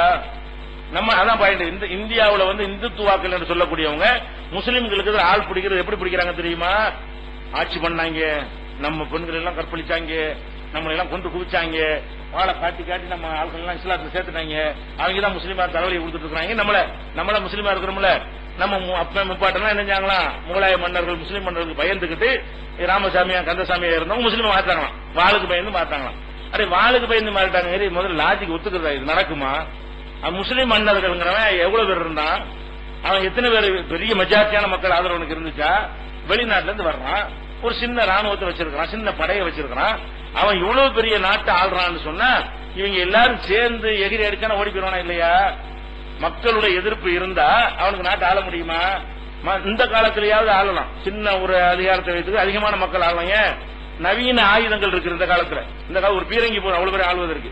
ஒரு பீரங்கி ஒரு AK-47 10 பேர் வச்சிருந்தாங்கன்னா 50 பேரையும் அடைக்கலாமா இல்லையா? உங்க ஒருத்தர் கூட எந்திரிக்க முடியாம ஆக்க முடியும். ஒரு துப்பாக்கி இருந்தா போதும், ஒரு துப்பாக்கி போதும். அந்த காலத்துல கத்தி தான், அருவாதான். இந்த கத்தி அருவாளுக்கு யாரும் பயப்பட மாட்டான், அப்படியே அமைக்கணும் ஒரே பக்கம். கத்தி அருவாள் ஒருத்தனும் வெட்ட முடியும், கிட்ட போய் தானே வெட்ட முடியும். அது முதல் இப்படி வெட்டும் முதல்ல காஞ்சிட்டானு செய்யறது. அப்ப அந்த காலத்துல முஸ்லிம் மன்னர்கள் ஆட்சி புரிந்த காலத்துல எல்லாம் அவங்களோட ஆயுதங்கள் என்ன? கத்தி, அருவா, ஈட்டி தானே, வேற என்ன ஆயுதம் இருந்துச்சு? இந்த ஆயுதங்களை வைத்து ஆட்சி செய்யும் பொழுது அதிகமான மக்கள் கொந்தளித்தால் இவங்களை அடக்க முடியாது. அப்ப எல்லாரும் இந்துக்களா இருக்கும்போது 1% 2% அவங்க வந்தாங்க, வந்தீங்க வந்து அவ்வளவு பேர் அடைக்கால முடியுமா? எல்லாரும் சேர்ந்த வெட்டி போடுவான்னு சொன்னா அடுத்த நிமிஷம் அவங்க வெட்டிருப்பாங்க. அப்ப அந்த மக்கள் ஏன் முஸ்லிம் மன்னர்களை ஏத்துக்கிட்டாங்க? ஏற்கனவே இருந்த ஆட்சியோட அவங்க நல்லாட்சி கொடுத்தாங்க. நம்ம இஸ்லாமிய அடிப்படை நல்லாட்சி அவங்க கொடுக்கல.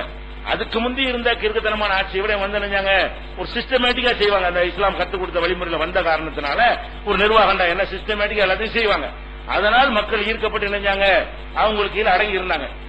மெஜாரிட்டி மக்கள் முஸ்லீம் அல்லாதவங்களா இருந்தா கூட முகலாய மன்னர்களாகட்டும் மற்ற முஸ்லீம் மன்னர்களாகட்டும் அவங்களுடைய சிஸ்டமேட்டிக்கான அந்த கோட்டை கொத்தலங்கள் ஆட்சி அதிகாரம் செய்யற முறை நிர்வாகம் இந்த மாவட்ட ஜில்லாங்கெல்லாம் அவங்க உண்டாக்குன வார்த்தை. ஜில்லா தாலுக்காங்கிறலாம் எந்த வார்த்தை? நம்முடைய முஸ்லீம் மன்னர்களுடைய இங்கிலீஷ் வார்த்தையோ அது வந்து நம்ம தமிழ் வார்த்தையே கிடையாது. அதெல்லாம் முஸ்லீம் மன்னர்கள் பார்சி மொழியில இருந்து நினைஞ்சாங்க, அதுக்குரிய வார்த்தைகள் எல்லாம் கூட தேர்ந்தெடுத்தார்கள். இந்த மாதிரி பஞ்சாயத்து கூட அந்த அஞ்சு பேரை வச்சு உள்ளூர் நிர்வாகம் பண்ணணும், அதுக்கு கீழே தாலுகாண்டு ஒண்ணு இருக்கணும், அதுக்கு மேல ஜில்லாண்டு ஒண்ணு இருக்கணும்னு சொன்னா அந்த வார்த்தை கூட இன்னைக்கு இப்பதான் வட்ட மாவட்டம் சொல்லிட்டு இருக்காங்க. இன்னும் பழைய கால தாலுகா என்னதான் ஜில்லா தாலுகான்னு சொல்லிட்டு இருக்காங்க. இந்த சிஸ்டத்தை எல்லாம் உண்டாக்குனது மேல ஒரு அரசாங்கம் இருக்கணும், கீழே ஒரு மாவட்டம் இருக்கணும், அதுக்குள்ள ஒரு தாலுகா இருக்கணும், அதுக்குள்ள ஒரு பஞ்சாயத்து இருக்கணும். இந்த முறையை கத்துக் கொடுத்தவனே யாரு?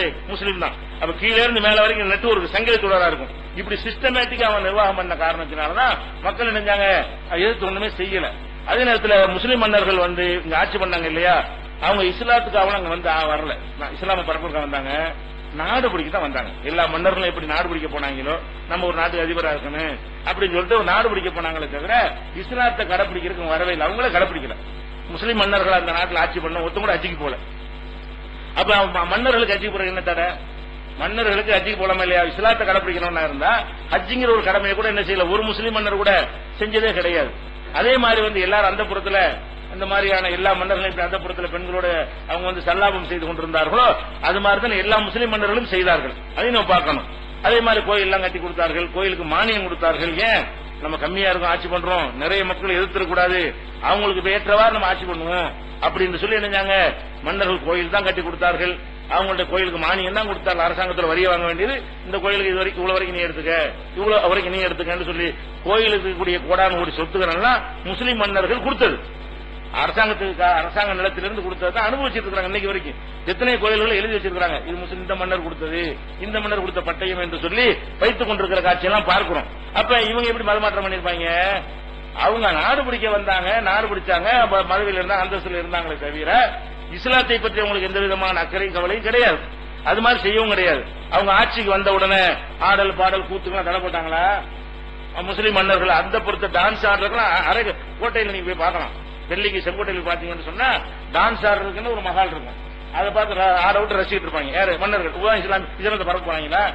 இந்த மாதிரி இருந்தவனுக்கு இஸ்லாத்தை பரப்பனது வருமா? அல்ல வட்டியை தடை செஞ்சானா? வந்தவன நாங்கள் இஸ்லாமிய ஆட்சி வந்து விட்டது, உங்களுக்கு இனிமே வட்டி கூடாதுன்னு சொன்னானா? இந்த நாட்டில் என்ன இருக்கு அப்படி கொண்டு போயிட்டு இருக்கான். மக்களை கவர்ற மாதிரி தான் செஞ்சுட்டு இருந்தான். இஸ்லாமிய திருநா கையை விட்டுன்னு சொன்னாங்க. 800 வருஷம் ஆட்சி பண்ணாங்களா இந்தியாவை? திருடுனா கையை விட்டுவேன், கொலைக்கு கொலை கொண்டு வந்தாங்களா? இல்ல, ஒண்ணுமே இஸ்லாமிய சட்டத்தை அமல்படுத்தல, வட்டியை தடுக்கல, ஆடல் பாடல் கூத்து கும்மாளம் ஒண்ணுக்கும் தடை போடவில்லை. அது நல்லா என்ஜாய் பண்ணக்கூடிய அனுபவிக்கக்கூடியவர்களா தான் அந்த மன்னர்கள்லாம் இருந்தாங்க. அதே மாதிரி வேலைகள்லாம் முஸ்லீம் அல்லாத மக்களை தான் வச்சாங்க. கல்யாணம் பண்ணிக்கிட்ட கூட ஒரு முஸ்லீம் பேருக்கு ஒன்று வச்சுக்கிட்டு முஸ்லீம் அல்லாத பெண்கள் நிறைய கல்யாணம் பண்ணியிருந்தாங்க. யாரு? முஸ்லீம் மன்னர்கள். பிரஜபுத்திர பெண்கள் நினைஞ்சாங்க, கல்யாணம் பண்ணி வைத்திருந்தார்கள். அப்ப இஸ்லாம்ங்கிற அடிப்படையில் அவங்க வாழவே இல்லைங்கும் போது அவன் எப்படி கட்டாயப்படுத்திருப்பான்? சிந்திக்க வேணாமா? முஸ்லீம் மன்னர்கள் கட்டாயப்படுத்தி நம்ம வந்தோம்? கிடையவே கிடையாது. சரி, முஸ்லீம் மன்னர்கள் கட்டாயப்படுத்தி வந்தாங்கன்னு வச்சுக்கிறோம். அவன் போய் எத்தனை வருஷம் ஆச்சு? 250 வருஷம் ஓடி போச்சுல. முஸ்லீம் போய் வெள்ளக்காரன் 200 வருஷம் போய் சுதந்திரம் 50 வருஷம் ஆச்சுல. முஸ்லீம் மன்னர்கள் நாட்டு விட்டு ஓடி போய் என்னாச்சு? பதவி விட்டு இறங்கி 250 வருஷம் ஆச்சு. இப்ப கூட்டமா வர அதுக்கு என்ன சொல்றீங்க? அன்னைக்கு தான் வாழை வச்சு சரி வச்சு இன்னைக்கு இஸ்லாத்துக்கு இந்தியாவில் வராம இருக்காங்க, வர்றாங்கன்னு அவங்கள ஒத்துக்கிறாங்க. இன்னைக்கு கூட ராமகோபாலம் பேட்டி கொடுத்து பேப்பர்ல வந்திருக்கு, நெல்லை பதிப்புல வந்திருக்குது. என்ன பேட்டி கொடுக்குறாரு ராமகோபாலம்? காயல்பட்டினம் அந்த மாதிரி ஊரெல்லாம் 5-6 ஊரை குறிப்பிட்டு இங்க எல்லாம் இஸ்லாத்துல ஆட்களை சேர்க்கிறாங்க, மதமாற்றம் பண்ணி கொண்டிருக்கிறார்கள். எதை வச்சு மதமாற்றம் பண்ண? கத்திய வச்சியா? ஆட்சியை வச்சு, அதிகாரத்தை துப்பாக்கி வச்சியா, ஜெயில வச்சு, எதை வச்சு பண்றோம்?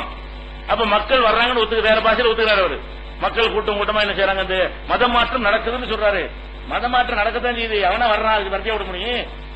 எங்க இதான் சரின்னு சொல்லி ஏத்துக்கிட்டு வர்றானே தவிர நாங்க எப்படி கட்டாயப்படுத்தணும்? எங்கிட்ட போலீஸ் இருக்குதா, ராணுவம் வச்சுக்கிறோமா, வரல ஜெயில போட்டுருவோமா, பொருளாதாரத்தில் வெயிட்டாக இருக்கிறோமா? ஒண்ணுமே கிடையாது. வந்தா நிறைய இழப்பு தான் அவனுக்கு. அதுக்கு வந்து தலித்து அது ரிசர்வ்ல இருந்துகிட்டு இருப்பான். ரிசர்வ் இடம் ஒதுக்கணும் நிறைய கிடைக்கும் அவனுக்கு. இங்க வந்து அதுவும் போயிடும். நிறைய இழந்துட்டு வர்றான். இங்க வந்ததுனால எந்த விதமான ஆதாயமும் வரக்கூடாது என்பதற்காகத்தான் இவங்க நீ தலித்தாக இருக்கிற வரைக்கும் உனக்கு இட ஒதுக்கீடு தருவோம்னு சொல்றாங்க. எதுக்காண்டி? இஸ்லாத்துக்கு மாறக்கூடாதுங்கிறதா. இதுல நீ இருந்தா தான் உனக்கு இது கிடைக்கும்ங்கிறாங்க.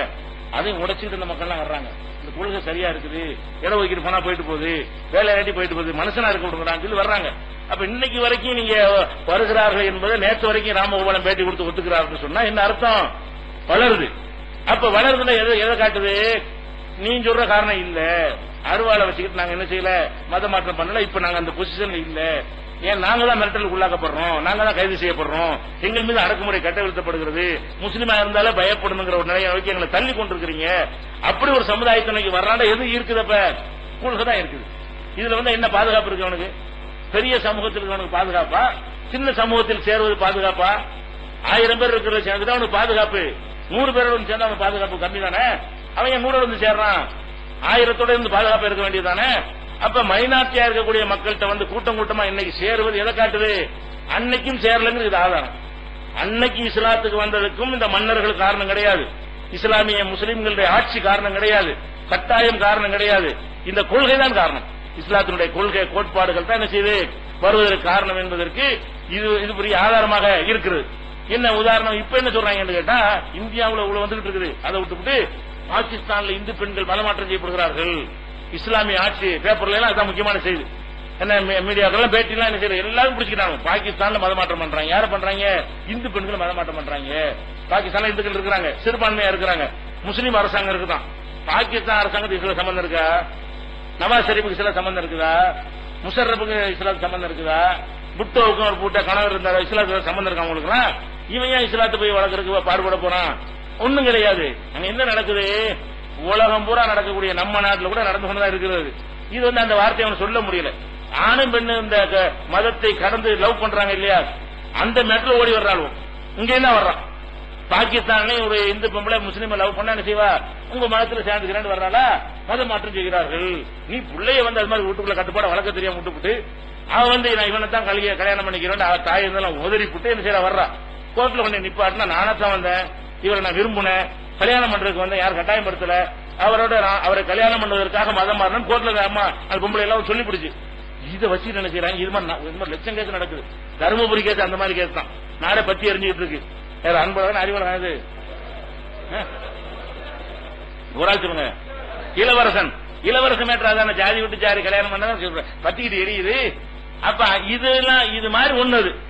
ஒரு பெண்ணு ஒரு ஆணை விரும்பி விட்டால் அந்த ஆணோட சார்ந்து இருக்கத்தான் விரும்புறான். இங்கேயும் அப்படித்தான் இருக்கா, உலகம் பூரா அப்படித்தான் இருக்கிறான். அந்த மாதிரியான ஒரு விஷயத்தை கொண்டு வந்து மதமாற்றம் செய்கிறார்கள். இந்து பெண்களை பாகிஸ்தான் மதமாற்றம் செய்கிறார்கள். இது என்ன மதத்துக்கு என்ன இருக்கு? இது வந்து இந்த பெண்களுக்கு ஏற்படக்கூடிய அந்த டீனேஜ்ல வரக்கூடிய குழப்பத்தின் காரணமாக ஒரு ஆம்பளை விரும்பிட்டாங்கன்னா அவனுக்காக தாய் வந்து எல்லாத்தையும் விட்டுவிட்டு மதத்தையும் விட்டுவிட்டு போறதுக்கு தயாரா இருக்கிறாங்க. முஸ்லீம்ல ஒருத்தி அந்த மாதிரி விரும்பிட்டாங்கன்னா இஸ்லாத்தோடு ஓடி போதான் செய்யறான். இது கட்டாயம் சொல்ல முடியுமா? இந்துக்கள் பண்றான்னு பேச முடியுமா? நம்ம வளர்ப்பு சரியில்லைன்னு சொல்லிட்டு போயிட வேண்டியதுதான். அப்படி ஓடி போனா நம்ம வளர்க்க தெரியல, நம்ம கண்ட்ரோல பார்க்க தெரியல அர்த்தமே தவிர இதை கட்டாயப்படுத்தியா செய்யறான்னு சொல்ல முடியும். இந்த மாதிரி உள்ள விஷயங்களை தான் பேசுகிறார்களே தவிர பொதுவாக உலகம் பூரா என்ன செய்யறது பிறண்டுகிட்டு இருக்கு. நீங்க சொல்றவங்கலாம் இல்ல கட்டாயம் மதமாற்றங்கிறானே அதெல்லாம் கிடையாது. உலகமே இன்னைக்கு அமெரிக்கா நம்மள அழிக்க பாக்குறது, நீங்க இங்கிலாந்து அழிக்க பாக்குறது, பிரான்ஸ் அழிக்க பாக்குறது, இப்படின்னா உலகத்தை பயந்துகிட்டு பேசிட்டு இருக்கிறோம். அதெல்லாம் கிடையாது. இன்னும் 15 வருஷத்துக்கு தான் அவ்வளவு, ஒரு 15 வருஷத்துக்கு தான் அவங்க ஒரு பக்கம் அவை ஜெயிச்சுதான் நினைத்துக் கொண்டிருக்கிறார்கள். இன்னொரு 15-20 வருஷத்துல நம்ம ஜெயிக்க போறோம். எப்படி ஜெயிக்க போறோம் கேளுங்க. சொல்றான் 2030 இங்கிலாந்து கிறிஸ்தவ நாடா இருக்காது. என்ன சொல்றாங்க? இவங்க வந்து மக்கள் அழிக்கிற எப்படி வர்றான், அங்க உள்ள முஸ்லீம் ஆகிட்டு இருக்கான். மேட்ரு மாறு வேற மாதிரி. இவங்க நாட்டுல போய் பெட்ரோல் வளத்தை கொள்ளடிக்கத்தான் பிளான் பண்றானே தவிர நம்ம மக்களை கொள்ளடிச்சிட்டு இருக்கிறோம். இங்கிலாந்து மக்களையும் அமெரிக்கா மக்களையும் இஸ்லாம் கொள்ளையடித்து கொண்டு அவனுக்கு தெரிய மாட்டேங்குது. மைனஸ் ஆகிக்கிட்டே இருக்கிறது. அப்புறம் ஒபாமா அந்த இடத்துல உட்கார முடியாது, டோனி பிளேர் உட்கார முடியாது, அப்துல் கலாம் உட்கார போறாரு இன்னும் 30-20 வருஷத்துல. அப்ப ஜெயிக்க போற நம்ம தான். எப்படி சொல்றான்? டெய்லி மைல் ஒரு பத்திரிகை இங்கிலாந்துல இருந்து வரக்கூடியது. அவன் என்ன சொல்றான்னு கேட்டா ஆண்டுக்கு 5 லட்சம் பேர், வருஷத்துக்கு 5 லட்சம் பேர் கிறிஸ்தவ மார்க்கத்துக்கு முழுக்கு போடுகிறார்கள்.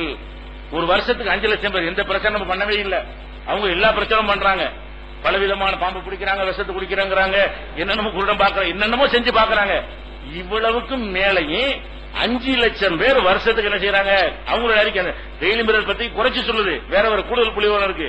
அந்த பத்திரிகை என்ன செய்யறாங்கன்னா ஆண்டுக்கு 5 லட்சம் பேர் என்ன செய்யறாங்க? வந்து முழுக்க போற கிறிஸ்தவம் வேணாம், கிறிஸ்தவ மார்க்கம் தப்புன்னு சொல்லிட்டு என்ன செய்யறாங்க? போயிடுறாங்களாம். 6 வருடத்திற்கு முன்னால் வந்து 7.5 கோடியாக கிறிஸ்தவர்கள் இருந்தாங்க. 6 வருஷத்துக்கு முன்னாடி இங்கிலாந்துல நினைஞ்சாங்க 7.5 கோடியாக கிறிஸ்தவர்கள் இருந்தாங்க. இப்ப 4.25 கோடியாக சரிந்திருக்கிறார்கள். இப்ப 2010 6 வருஷத்துக்கு முன்னாடி இருந்தாங்கன்னா 2004 அப்படி இருந்தவங்க இன்னைக்கு என்னாச்சு? 7.5 கோடி எவ்வளவு, 4.25 எவ்வளவு? அப்ப 4.25 அந்த அளவு குறைந்து விட்டார்கள், குறைஞ்சிட்டு வர்றாங்க. அப்ப குறைஞ்சிட்டு அடுத்து என்ன செய்யுதுன்னா அதுல வந்து குறைஞ்சாலுக்கு என்னவாகிறாங்க? ஒரு 1.25 கோடி பேர் நாத்திகர்கள் ஆகிடுறாங்க. மீதி பேர் இங்கதான் வர்றாங்க. இந்த குறையிற ஆளுக்கு என்னவாகிறாங்க? 1.25 கோடி பேர் வேணாம், கிறிஸ்தவம் வேணாம், கடவுளும் இல்ல ஒண்ணுமில்ல, போங்கடா இஷ்டப்படி வாழ்ங்கடான்னு சொல்லிட்டு அவங்க கடவுள் மறுப்பாளர்களா போயிடுறாங்க மீதி பேர்லாம். ஏன்னா அந்த கடவுள் கொள்கை, கடவுளுக்குள்ள அந்த கான்செப்ட் உங்களுக்கு பிடிக்கல, அதனால நாத்திகனா மாறி போயிடுறாங்க. மத்தவங்க என்ன செய்யறாங்க? ஒரு ஆன்மீக தேடல் உள்ளவங்க இஸ்லாத்தை நோக்கி வர்றார்கள் என்று சொல்லி அவன் என்ன செய்யறான்? இது பண்றான். அதே இதெல்லாம் வந்து டோனி பிளேயர் கட்சியுடைய முன்னாள் நீதித்துறை அமைச்சர் இந்த தகவலை சொன்னதாக. இது யார் சொல்றது? பத்திரிகையாளர் சொல்லல. டோனி பிளேயர் பிரதமராக இருக்கும் பொழுது அவர்கிட்ட நீதித்துறை மந்திரி இருப்பார், சட்ட மந்திரி இருப்பார் இல்லையா? அந்த மந்திரி என்ன செய்யறாரு? இந்த மாதிரி நம்ம இது போய்கிட்டு இருக்குது, எல்லாம் மாறிட்டு இருக்கிறான், இவ்வளவு பேர் நாத்திகனா போயிட்டு இருக்கிறான், இவ்வளவு பேர் நம்ம குறைஞ்சிட்டோம், 2010 குறைஞ்சு கூட கண்ணால பாக்குறோம் அப்படின்னு சொன்னா இது எவன் கட்டாயப்படுத்தினா? நீ உலகத்துக்குலாம் பீரங்கி வச்சுட்டு கட்டாயப்படுத்திட்டு இருக்க, அணு ஆயுதங்களை வச்சுக்கிட்டு உனக்கு எல்லாம் என்ன செய்யறான்? வேற மாதிரி கட்டாய மக்களை கொண்டு சேர்க்கறானா இல்லையா? நீ தானே உலகத்தைய சட்டாமொழி சொல்லிட்டு இருக்கிற, உலகத்தை மிரட்டக்கூடிய வல்லரசா இருக்கிற, பாதி உலகத்தை ஆண்டான்னு சொல்ற, சூரியன் மறையாத சாம்ராஜ்ய சொந்தக்காரங்கிற, ஆட்சி பண்ணாங்க இங்கிலாந்துக்காரன், உலகத்திலே பாதிக்கு மேல ஆட்சி பண்ணலாம். எந்த இடத்துலயா சூரியன் இருந்துகிட்டே இருக்கேன், அவ்வளவு பெரிய நாடு. இங்கிலாந்துல ஆரம்பிச்சு இந்தியா, இலங்கை ஒரு நாடு விடல. அப்படி உலகத்தையெல்லாம் கட்டி ஆண்ட இங்கிலாந்துக்கு நிலைமை என்ன? இப்ப 2030 முடிஞ்சு போயிடும். இன்னும் எவ்வளவு? 17 வருஷம் இருக்கா? 17 வருஷம் தான் கணக்குங்கிறான், அவன் கணிச்சிருக்கான். அதே மாதிரி பிரிட்டன்ல வந்து இண்டிபெண்டன்ட் ஒரு பத்திரிகை இருக்கிறது. அந்த பத்திரிகை என்ன செய்யறாங்கன்னா இஸ்லாமிய மயமாகும் பிரிட்டன், தலைப்பே தான் ஆர்டிகல், இஸ்லாமிய மயமாகும் பிரிட்டன். பிரிட்டன் வந்து என்ன செய்கிறது? இங்கிலாந்து வந்து இஸ்லாம் மயமாக மாறிக்கொண்டே இருக்கிறது அப்படின்னு சொல்லிட்டு என்ன செய்யறாருன்னு கேட்டா 2001 இஸ்லாத்தை ஏற்றவங்க வருஷத்துக்கு 14,000 25,000 பேரா இருந்தாங்க. வருஷத்துக்கு 14,000 20,000 பேராக இருந்தார்கள் 2001. இப்ப அவங்க சொல்றாங்க, அந்த பத்திரிகை சொல்றான், இப்ப வந்து வருஷத்துக்கு 1 லட்சத்தை தாண்டி உள்ளது.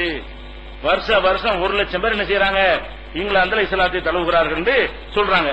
அது எதை வச்சு சொல்றாங்கன்னு கேட்டா ஒவ்வொரு மசூதிக்கும் போறாங்க. இந்த ஆய்வு பண்ண பத்திரிகை எப்படி தகவல் எடுத்தாங்கன்னு கேட்டா மசூதியில போய் நீங்க இஸ்லாத்துக்கு எதிர்ப்பு இருக்கிறீங்க, தொழில் வெளியே வருவாங்கல்ல, அந்த ஆள்கள் கேட்ட தகவல் தான்.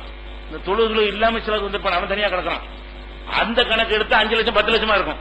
இதெல்லாம் கரெக்டான முஸ்லீம் 1 லட்சம் பேர். இது எதுல இருந்து எடுத்ததான்? மசூதிகளில் தொழுது விட்டு வெளியே வரும் பொழுது நீங்க பூர்வீக முஸ்லீமா வந்தவங்களா, எப்ப வந்தீங்க, நீங்க பூர்வீக முஸ்லீமா ஒருத்தரையா கேட்கறது, வந்தவங்க இப்ப டிக் பண்ணிக்கிறது. இப்படியே கணக்கு எடுத்த வகையில பார்த்தா 1 லட்சம் வருதான். வருஷத்துக்கு எவ்வளவு வருது கணக்கு? ஆவரேஜ் வருஷத்துக்கு 1 லட்சம் பேர் வர்றானா? மசூதியில எடுத்த ஆய்வு. மசூதிக்கு எல்லாரும் போயிட்டு இருக்கிறான், பேருக்கு முஸ்லீம் இருக்கானா இல்லையா? அந்த கணக்கு இப்படி பார்த்தா எங்கே போய் நிக்கும்.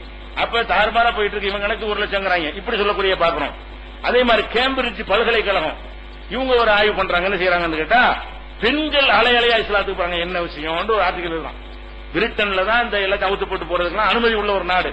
பெண்களுக்கு சுதந்திரம்ங்கிற பேர்ல என்ன இல்ல, ஆடை கட்டுப்பாடு எல்லாத்தையும் உலகத்துக்கு சப்ளை பண்ண நாடு அது அவங்க தான். பிரிட்டிஷ் ராணியா கூட தொட வரைக்கும் போட்டு தான் நம்ம வந்துட்டு இருக்கு. இளவரசி நான் இவ்வளவு பெரிய போஸ்ட்ல வச்சுட்டாங்க.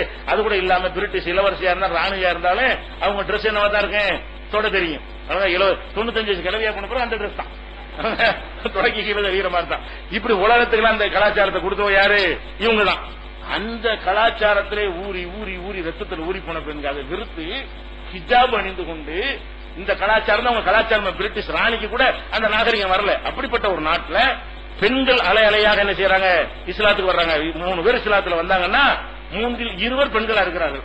30 பேர் இஸ்லாத்துக்கு வர்றாங்கன்னா 10 ஆம்பளையா இருக்கிறோம், 20 பொம்பளையா இருக்காங்க. அந்த பத்திரிகை சொல்ல கேம்பிரிட்ஜ் பல்கலைக்கழகம் வந்து இதை பத்தி ஆய்வு செஞ்ச நாட்டில் வந்து கேம்பிரிட்ஜ் பெரிய பல்கலைக்கழகம், உலக புகழ்பெற்ற பல்கலைக்கழகம். அந்த மாதிரி பெரிய பெரிய அறிவாளிகள்லாம் உண்டாக்கணும் ஒரு பல்கலைக்கழகம். அந்த பல்கலைக்கழகத்திலிருந்து ஆய்வு பண்ணி என்ன சொல்றாங்கன்னு கேட்டா, இஸ்லாத்தை சேரக்கூடியவர்கள் அவங்க கணக்கு ஆண்டுக்கு 50,000 பேர். அவங்க இந்த பள்ளியாச கணக்கு தான் வர்றாங்க. ஆண்டுக்கு 50,000 பேர் வர்றாங்க. இந்த 50,000 பேர்ல 3 வந்து பெண்களா இருக்கிறாங்க, ஒரு ஆள் தான் ஆம்பளையா இருக்கிறாங்க. அப்ப என்னத்தினால இன்னும் டோனி பிளேயர் இருக்காரு, அவர் பிரதமரா இருக்கும்போது நடந்த ஒரு விஷயம். அவர் மைத்துனி ஒய்ஃபுடைய சகோதரி அவங்க இஸ்லாத்துக்கு வர்றாங்க. டோனி பிளேயர் இவ்வளவு பெரிய உலகத்துக்கு போய்கிட்டு பெரிய ஒரு வல்லரசு தலைவரை காட்டிட்டு இருக்கிறாரு. அவருடைய மைத்துனி என்ன செய்யறாங்க, இஸ்லாத்துக்கு வர்றாங்க. அதே மாதிரி பிரபல பத்திரிகையாளர் ஒரு அம்மா யுவோனி ரேட்லின்னு ஒரு பொம்பளை அவங்க வர்றாங்க. எம்டிவி ஆபாச டிவி இருக்குல்ல, எம்டிவி டான்ஸ் போடுற டிவி, அந்த டிவியுடைய தொகுப்பாளராக இருந்த கிறிஸ்டியானாங்கிற ஒரு அம்மா இஸ்லாத்துக்கு வர்றாங்க. எல்லாத்தையும் ஆட்டி டான்ஸ் அவங்க ஒரு டிவி இருக்கு எம்டிவி பழைய காலத்துல. அந்த டிவி தான் ரொம்ப ஒரு எஃப்டிவிக்கு எல்லாம் முந்தினது, அவ்வளவு மோசமா இருக்குது. அந்த எம்டிவியுடைய தொகுப்பாளராக இருக்கிறாள். அதே மாதிரி தான் இருப்பாங்க. வெறுத்து போய் அழகா ஹிஜாபோட அவங்க போஸ்ட் 3 பேர் என்ன செய்யறாங்க, இந்த பத்திரிகைக்கு பேட்டி கொடுக்குறாங்க. யாரு, டோனிக்குடைய மைத்துனி பிளஸ் அந்த எம்டிவியுடைய தொகுப்பாளர் பிரபல எழுத்தாளர் 3 பேர் என்ன செய்யறாங்க, நாங்க இஸ்லாத்தை ஏற்றுக்கொள்றோம், இஸ்லாம் தான் எங்களுக்கு சரியான மார்க்கம், சிந்திச்சு பார்த்து தான் ஏத்துக்கிட்டு இருக்கிறோம் என்று சொல்லக்கூடிய அளவுக்கு இங்கிலாந்துல என்ன செய்யறது அதிகமா வருது. அப்ப காரணத்தை கண்டுபிடிக்க இன்னத்தினால வருது. ஆச்சரியப்படுறான், கதிகலங்கி போறாங்க. என்ன கதிகலங்கி போறான்னா, மிஷினரிகள் மாதிரி இவங்க செலவு பண்ற மாதிரி இல்ல, ஊருக்கு போய் ஆளுகளை சேர்க்க மாட்டேங்கிறாங்க. நம்ம கிறிஸ்துவத்தில் எவ்வளவு வேலைகள்லாம் செய்கிறோம், தொண்டு நிறுவனம் நடத்துறோம், அது நடத்துறோம், இது நடத்துறோம், ஏதாவது போட்டு அந்த மக்களை மதத்துக்கு வந்துருங்க என்ன செய்யறோம், என்னென்னமோ பண்ணி பாக்குறோம். இவங்க ஒண்ணுமே பண்ண மாட்டேங்கிறாங்க. இவங்களுக்கு எந்த ஒரு மிஷினரி ஒர்க்கும் கிடையாது. அதாவது இந்த இஸ்லாம் மார்க்குங்கிற மத தலைவர்கள்ட்ட கிடையாது. மத தலைவர்கள் நிர்வகிக்கிறாங்க. ஒரு ஊர்ல ஜமாத் இருக்குன்னு அஜர்த்து கையில இருக்கிறது இருக்காது. யார் கையில இருக்கு, பள்ளியாசல் வர முத்தொழி கையில இருக்கும். ஒரு ஊருடைய நிர்வாகம் யார் கையில இருக்கும், ஊர் தலைவர் யாரா இருப்பாரு, அஜர்த்தா. அஜர்த்து உட்கார்ந்து உட்கார்ந்து அதான் அஜர்த்து. அஜர்த்து என்ன, ஓய் அஜர்த்து உட்காரு. அப்ப மத தலைவர்கள் கையில எது இல்ல, இஸ்லாம் மார்க்கும் கிடையாது. கிறிஸ்துவ மார்க்கத்தில் தலைமையாற்று இருக்குது அந்த அவர் தான் சொன்னதான், அவர் தான் சர்ச்சைக்கு பொறுப்பாளர். வெளியே கொண்டா போ வாண்டா அனுமதி அவங்க தான் பங்கு தந்தை. அந்த ஷேர் ஹோல்டர் அவங்க கையில வச்சிருப்பாங்க. அவங்க நினைச்சா அடக்கம் செய்வாங்க, அவங்க நினைச்சா கல்யாணம் பண்ணுவாங்க. இருந்தா தரமாட்டேன்பாங்க, தந்தா தர்றேன்பாங்க. கல்யாணத்துக்கு பதிவு செய்யறதா இருந்தா ரெஜிஸ்டர் தர வேண்டாம், தரலன்னா தரலாம் கேள்வி கேட்க முடியாது. ஊர்லாம் கூட்டிட்டு ஒண்ணும் பண்ண இயலாது. அந்த மத நிறுவனம் யார் கையில இருக்கிறது, மத குருமார்கள் கையில் இருக்கிறது. மத குருமார்கள் இருக்கும்போது வழக்க பாடுபடுவாங்க. லாபம் இருக்குல்ல, அதிகமா வளர்ந்து நம்ம ஏன் வளர்க்க மாட்டாங்க. அஜர்த்துக்கு என்ன லாபம், நிறைய பேர் வந்து அவருக்கு என்ன லாபம், அவருக்கு 3000 சம்பளம் கொடுத்து அவ்வளவுதானே, இவனுக்கு மொத்தம் அவனுக்கு தானே. இவன் போது மதத்தை வளர்த்தான்னு சொன்னா அவ்வளவு யாருக்கு, நிறைய காணிக்கை குறிஞ்சு எல்லாம் அவரு தான் எடுத்துட்டு போறாரு. அவங்களுக்கு சுய ஆதாயம் இருக்கிற காரணத்தினால மத குருமார்கள் என்ன செய்வாங்க, அதுல நிறைய வேலை செய்வாங்க. அவன் ஆச்சரியப்படுறான், ஒன்னும் பண்ண மாட்டேங்கிறாங்க, ஒரு மத தலைமையும் கிடையாது, இவங்க வாட்டுக்கு தன்னால வாட்டு சேர்ந்து வளர்ந்துட்டு என்ன காரணம். அவங்க காரணம் சொல்றாங்க. என்ன காரணம் சொல்றாங்கன்னா, ஒரே இஸ்லாமிய தீவிரவாதம், இஸ்லாம் பயங்கரவாதம் பிரச்சாரம் பண்றாங்க. குர்ஆனை பத்தி கண்ணா பின்னாடி திருப்பி எழுதுறாங்க, நபிகள் நாயை பத்தி கண்ணா பின்னாடி பேப்பர்ல விமர்சிக்கிறாங்க, மேடையில பேசுறாங்களா, மக்களுக்கு என்ன செய்ய எதிர்மறையான விளைவு ஏற்படுதான். என்ன தீவிர இஸ்லாம் என்னன்னு தெரியாம இருக்காங்க இந்த நாட்டுல. அவங்களுக்கு என்ன செய்ய, இந்த தண்ணி அடிக்கிறது, பொம்பளைங்க தண்ணி அதான் தெரியும் அவங்களுக்கு. அப்படியான ஒரு சமூகத்துல போய்கிட்டு இஸ்லாமிய தீவிரவாதம் குர்ஆன் இப்படி சொல்லுதுன்றவன என்னன்னு பாப்போம், கொண்டாடுற குர்ஆனை அப்படின்னு வர்றாங்க. 100 பேர் என்ன செய்யறான், குர்ஆனை வாங்கி படிக்கிறான். 10 பேருக்கு இது மரியாதைறான். கரெக்டான இருக்குது, பொய் சொல்றாங்களே, இவ்வளவு அழகான மார்க்கத்தை எப்படி சொல்றாங்க அப்படின்றது காரணம் என்னன்னு கேட்டா, இப்போ உங்களுக்கு நன்மையை திருப்பி பேப்பர்ல பரப்புறாங்கல்ல, முஸ்லிம் தீவிரவாதி வளர்ச்சிக்கு தான் என்னடான்னு பார்க்க ஆரம்பிப்பாங்க. முதல்ல பார்க்க வைக்கிறது இது உதவும். கண்ணா பின்னாடி நீங்க பேசினாலும் என்ன செய்யும், என்னன்னு கவனத்தை மக்களுக்கு ஈர்ப்பதற்கு உதவியா இருக்கிறது. அப்ப அங்க வளர்ந்த காரணம் என்னன்னா, நம்ம செஞ்ச பிரச்சாரம் இல்ல, அவன் செஞ்ச பிரச்சாரம். நீங்க செஞ்ச பிரச்சாரம் வளரவே இல்லை. அவன் சொல்றான், இஸ்லாம் எதனால் வளருதுன்னு கேட்டா, இஸ்லாத்துக்கு எதிராக செய்யப்படுற பிரச்சாரத்தினால் இஸ்லாம் என்றால் என்ன என்று அறியும் ஆவல் அந்த மக்களுக்கு ஏற்படுகிறது. குர்ஆனை கொளுத்து வேண்டும், ஒரு பாதி யாருக்கு குர்ஆனை கொளுத்துறாங்க. என்னடா குர்ஆன் அப்படி கொளுத்துற அளவுக்கு என்ன சொல்றாங்க, அது என்னதான் சொல்லுன்னு வச்சுக்கிட்டு அதையும் அவங்க வேதத்தையும் ஒப்பிட்டு பார்த்தாங்கன்னா ரொம்ப டிஃபரெண்டா இருக்கு. என்னடா இறைவாதம் இறைவாத மாதிரி இருக்குது, இது இறைவாத மாதிரி இல்லையே, இது ஏன் நம்ம இவ்வளவு நாள் தெரியாம இருந்தோம் அப்படி வர்றான். அப்ப முக்கிய காரணம் இஸ்லாத்துக்கு வருவதற்கு காரணம் என்னன்னு கேட்டா, ஆண்கள் வருவதற்கு காரணம் இந்த கான்செப்ட் தான் அதிகமான காரணம். இது இவங்க தீவிரவாதம் பயங்கரவாதம் குர்ஆனையும் நபிகள் நாயகத்தை இஸ்லாத்தையும் கொச்சைப்படுத்தி எல்லா ஊடகங்களும் மீடியாக்களை திருப்பி திருப்பி திருப்பி திருப்பி சொல்லும் பொழுது உலக நாடுகளை கொண்டு போய் போடுறாங்க. ஏன்டா அவனுக்கு அழிக்கிறாங்க, அந்த நாட்டை போய் பண்றாங்க, இதுக்கு அந்த நாட்டை பிடிக்கிறாங்க, அவங்க கொள்கை தான் என்ன, இப்படி அடிபோதை வாங்கிட்டு இந்த உறுதியான மக்கள் நிக்கிறாங்க, அதுக்கு என்ன காரணமா இருக்கும் அப்படின்ற மாதிரி அவன் என்ன செய்யறான், சிந்திக்க ஆரம்பிக்கிறானா, அவனை இஸ்லாத்தின் பக்கம் கொண்டு வந்து சேர்க்குது என்பதை கண்டுபிடிக்கிறாங்க. பெண்கள் வருவதற்கு கூடுதல் இந்த காரணம் இருக்குது. கூடுதலா என்னன்னு கேட்டா, பெண்கள் எப்பவுமே ஒரு சேஃப்டியான பாதுகாப்பான ஒரு வாழ்க்கையை தான் விரும்புவாங்க. அவங்க என்ன செய்யறாங்கன்னா பிரிட்டன் ஆண்களை பாக்குறாங்க, எல்லாம் தண்ணி போதை சூதாட்டம். 10,000 ரூபாய் சம்பளம் ஒரு நாளைக்கு சம்பாதிச்சாலும் சரி, அவன் 2,000 ரூபாய் குடிப்பான், 8,000 ரூபாய் சூதாட்டத்துக்கு விட்டுருவான். 2,000 ரூபாய் குடிச்சுட்டு 8,000 ரூபாய் சூதல் விட்டுருவான். வீசு நகை வெறுங்கையமா விட்டு படுத்துருவான் பேசாம. இவன் இப்படி ஒரு புருஷன் அவனுக்கு தேவையா? அவ என்ன யோசிக்கிறா, இந்த மதத்துல இருந்து கொண்டு இப்படியான ஒருத்தனை கல்யாணம் பண்ணிட்டோம்னா நம்ம லைஃப் என்ன ஆகுறது? இப்படியான ஒருத்தனை இப்படி வாழ்க்கை நடத்துறது. அப்ப முஸ்லீம் ஆயிட்டோம்னு சொன்னா ஒரு முஸ்லீம்ல இந்த மாதிரிலாம் செய்ய மாட்டான். அவன் தண்ணி அடிக்க மாட்டான், ஓரளவுக்கு நல்லவனா இருப்பான், சூதாட்டம் பண்ண மாட்டான். அவன மாதிரி ஒருத்தனை கல்யாணம் பண்ணி கொண்டோமே ஆனால் நமக்கு சேஃப்டியா இருக்கும், சந்தோஷமா இருக்கும், வாழ்க்கை நல்லபடியா ஓடும், பிள்ளைகள் மேல பாசமா இருப்பாங்க. இவங்கள்ட்ட அதெல்லாம் கிடையாது. இது பெண்களுக்கு கூடுதல் காரணம். பெண்கள் 3ல 2 கூடுதலா வர்றாங்க. காரணம் என்ன?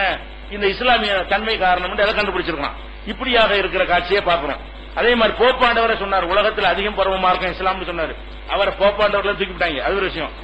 இது சொன்னதுக்காக நினைச்சிட்டாங்க அவருக்கு உடம்பு சரியில்லை ராஜினாமா பண்றேன்னு சொல்றியா இல்ல வேற மாதிரி ஆக்குவான்னு சொல்லி கேட்டு அவர் ராஜினாமா பண்ணிட்டு போயிட்டார். மனம் விட்டு சொன்னார். அவர் உலகத்தில் அதிகம் பரவுற மார்க்கம் எது இஸ்லாம்னு போப்பாண்டவரை சொல்ற அளவுக்கு இருக்கிறது. அமெரிக்காவில் பாத்தீங்கன்னா இதே மாதிரி தான். அமெரிக்காவில் இதே மாதிரி தாறுமாறு என்ன செய்யறது, இஸ்லாம் வளர்ந்து கொண்டே இருக்கிறது. அமெரிக்காவில் மதத்தையும் பொது வாழ்க்கையும் ஆராய்ச்சி செய்யறதுக்கு மையம் வச்சிருக்காங்க. அவங்க ஆராய்ச்சி பண்ணி பட்டியலா போடுறாங்க, எங்கேயோ போய் நிக்கிறது.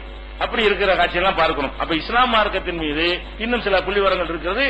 இஸ்லாம் கட்டாயப்படுத்தினா யாரையும் மார்க்கத்தை வர சொல்லவே இல்லை. ஆனால் கட்டாயப்படுத்தாமலே அதனுடைய கொள்கை அப்படிப்பட்ட கொள்கையா இருக்கிறது. அதனுடைய கோட்பாடு சிறந்ததா இருக்குது. உலகத்தில் எந்த கொள்கையை ஏற்றுக்கொண்டவனா இருந்தாலும் அவனுக்கு இஸ்லாத்துக்கு நிகரான ஒன்றை பார்த்தால் விடமாட்டான், இதோடு சேர்ந்து கொள்வான் என்பதுதான் காரணமே தவிர கட்டாயம் கிடையாது என்பதை புரிந்து கொள்ள வேண்டும். இன்ஷா அல்லாஹ் மீதி விஷயங்களை நாளை தினம் பார்க்கலாம்.